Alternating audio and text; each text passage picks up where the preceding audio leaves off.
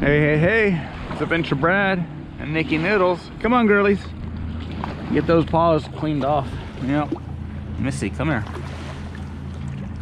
Oh. On the boat. There we go. I guess that didn't work out so well, did it? Wash all that astern.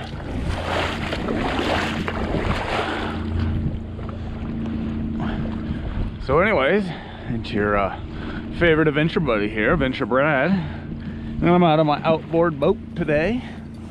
I wanted to share with you guys a few tips and tricks that have been passed down to me since I've been a youngin'. Unfortunately, I had experience to be running something like this ever since I was a youngin'. So first thing I want to do, since I'm shore launching, I'm gonna go ahead and clip this bad boy in, kill switch in. I'm leaving it in forward, you'll see why in a second. Wind's coming from that way, waves are coming from that way. And you gonna go lay down? My first mate's always interested when I talk to myself. So what I'm gonna do is just push towards those reeds. And then when I have a problem, I just hit the reeds, and if anything, I'll stay against the reeds while I get my motor started. So here we go. I got a handle right here ready in case I need it. Now the reason why the motor's in forward, so I could drop it down, pull it up into the shallow water start. Now I put it in neutral, make sure the choke's in, give the bulb a squishy squish. And this is the trick to my Tahatsu. Yell that to my passengers to lay down. Clear. Oh, too hot. You failed. There she goes. Let her idle down a second. We just been out running, so I'm not that worried about it, but I'll let her pump up. So when you're out running outboard, they're not quite like a stern drive. You got to pay attention to little things. One is the water pumping. Two is this cool feature from Tahatsu called shallow water drive.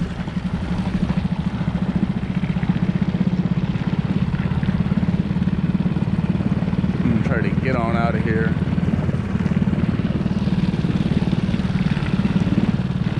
They might get lucky. There's some big old fish in this area.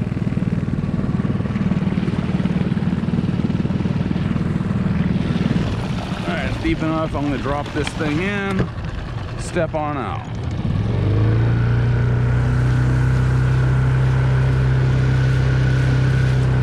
Now when you got a small outboard and boat like this, you can just nail it and it'll want to kind of stay right here. This is called displacement mode. But if I lean forward, as soon as I do, RPMs go up, boat speed goes up, and we go away. And that's how we set forward. So we're going to go ahead and back the throttle off. One trick that I always like to remember and tell myself is knuckles. If there's a problem, knuckles, meaning throw the throttle towards the knuckles. You don't have ever a problem giving it throttle. That's like twisting it on a motorcycle. So I'm gonna, should tell you guys this. I'm cutting these waves at a 45. My boat really likes a 45 or tighter, more acute than that. You need to learn what your boat likes and enjoys. So when you're running an outboard, one thing you need to know is it a 4-stroke or a 2-stroke? Big question. 2 strokes for power, 4 strokes for power. We ain't getting into that in this video. The only reason why I mention that is knowing if you need to mix gas, all that sort of thing. The next big thing, and it's a law now, but you're stupid not to, is this thing. Run a freaking kill switch, people. You know, it's stupid not to, especially if you have a passenger on board and they can't do diddly if something goes wrong. Wear a kill switch. Next thing is, as an adult, where I am, I'm not required to wear a life jacket. I'm wearing a life jacket. Because you know what? If something happens, you go overboard, swimming's that much easier. I'd rather be a little less cool than a life jacket. Alright, so the next thing is, some of you may know this, some may not, but I'm a mechanic. That's what I earn my bread and butter by. Well, other things pay for her kibble. We joke about that, but mainly what pays for my life is mechanic and wrenching. And the biggest thing that just blows my mind, this is the town that I work in, Lake Havasu. You ask somebody, they want you to have a problem with their boat, or you know, won't start this and that, and you're just kind of casually mention when's the last time you changed their impeller. And what? It's not a jet ski, don't they have? No. I can't tell what drive he has, but this has an impeller. You really should do it every year. It doesn't matter if you use it or don't.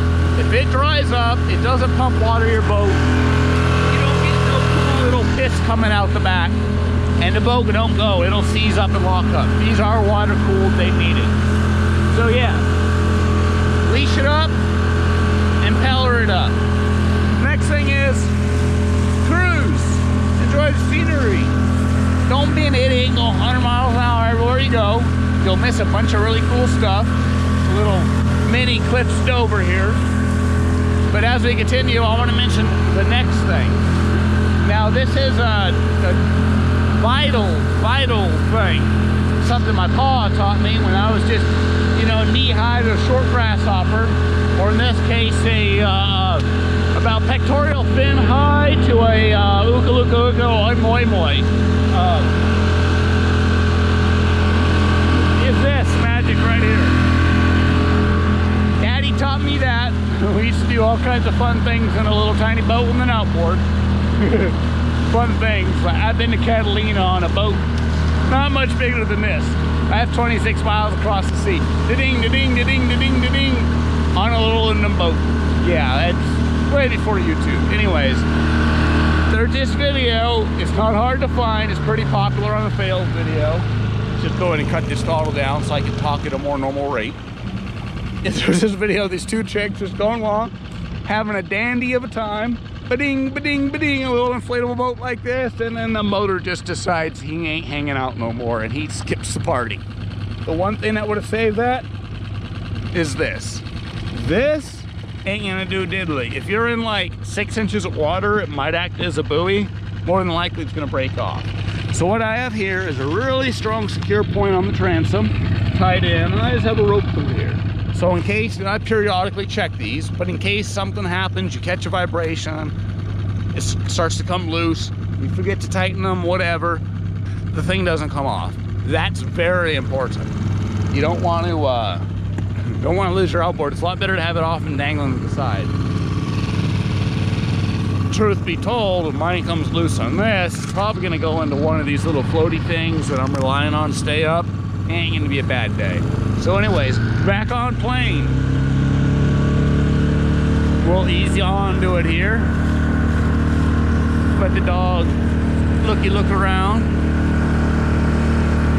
She loves her ducks.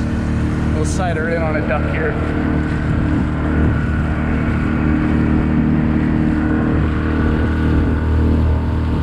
So at this point, we're just past what they would call displacement speed. I am on a plane.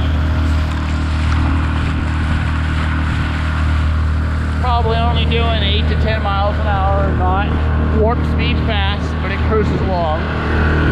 One cool advantage, I go all day on 3 gallons of gas. I feel that I don't even worry about looking at it. I just go and go and go. So anyways, you guys are wondering, what's the most important thing besides the kill switch, the rope, the paying attention, the having fun? You gotta have fun. And if you guys don't, I like Mike Rowe's attitude, safety third. Yes, be mindful, be conscious, but you know, you ain't sitting on a couch. There is a little bit of risk involved. Mitigate your risk, pay attention, keep your head on a swivel, and put your drain plugs in right. If you're on a small boat like this, where you have access to the transom, you keep your drain plugs. I'm talking to you right there on the inside of the boat. What's this? Let's get some trash out of the water here. Oh, the trash. We're gonna come on the downwind side. We treat this as a man overboard drill. Oh no. People in their freaking mass.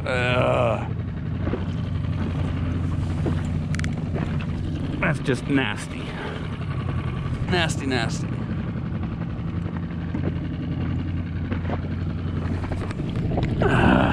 We'll put this away. We'll get off film with you guys, but yeah, pick up your trash, people. It's out of control. And the mask thing is, yeah, stupid. So anyways, keep the drain plugs on the inside. The reason is if you take any wash or water over the bow or anything like that, you can just reach back and pull this out. Even as a kid on the jet boat we had, if something would happen and catch a little wake or whatever, water over the bow, or heck, even just people getting in from playing in the water, having fun, you know, skiing and all that sort of thing, you bring in a lot of water on the boat. It's real easy to reach back when you're up on plane. Don't do this when you're at displacement speed, but when you're up on plane, cruise along, just reach back, pull the plug, and you'll drain your swimming pool. It's kind of a neat feature. I keep them on the inside, that way if I do take a wave over the bow, it's not a big deal. And we're gonna cut across shore, stay out of this guy's way. And then I could just pull them out. And because they're above, even at idle right now, they're above water line, I'm not too worried about it. So anyways, y'all, you boat safe. Pay attention not like this guy, because look at this, all this lake, yeah, all that lake, and he's gonna come right by us. But anyways, you be safe, live your life, keep your powder dry.